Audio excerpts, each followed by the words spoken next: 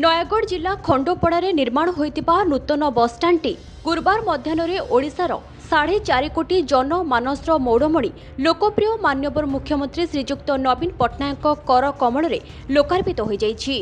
ओडिशार 5टी अध्यक्ष कार्तिक पांड्यान आम बसस्टाण्डर ओडिशार 5टी अध्यक्ष कार्तिक पांड्यान आम बसस्टाण्ड योजन खंडोपड़ा नुआ बसस्टाण्ड को खंडोपड़ा अंचल में लोकमानकर विकास पाई वाणिज्य और परिवहन विभाग मंत्री टुकुनी साहू माध्यम समर्पित करा जाइछि।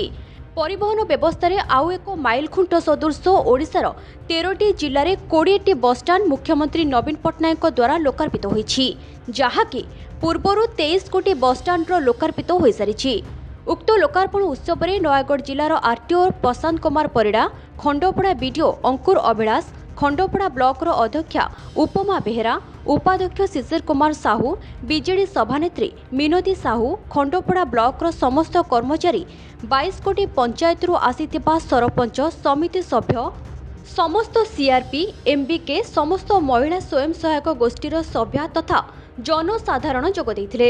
उक्त बसस्टाण्डर लोकार्पित उत्सव में एलईडी माध्यम 300 रु ऊर्ध्व जनसाधारण को नवीन पट्टनायक आभास माध्यम उद्घाटन करथिले। एथिरे खंडोपड़ा अंचलवासी खुशी रे मुख्यमंत्री को विशेष धन्यवाद अर्पण करिथिबार देखिबाकू मिलिछि। आम अंचलवासी तरफ आमे तांकु धन्यवाद देवा सहित कृतज्ञता जणाउछु। आम जिले में रणपुर और खंडोपड़ा 2टी ब्लॉक रे 2टी बस स्टैंड आज लोकार्पित करा जाइछि।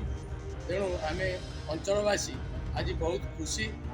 साधारणतः भाव आमर महिला माने जो भली असुविधा भोग करथिले आज 5 टंकार आज से सदर महकुमा एवं जिला को से सुविधा जापारे एवं छात्र छात्री माने 5 टंका मूल्य दे से बस रे आसी तांकर कॉलेज रे पहुंची निजे पाठ पढ़ी पारे। खंडोपड़ारू सदाशिव पात्रଙ୍କ रिपोर्ट लिव लाइव ओडिया।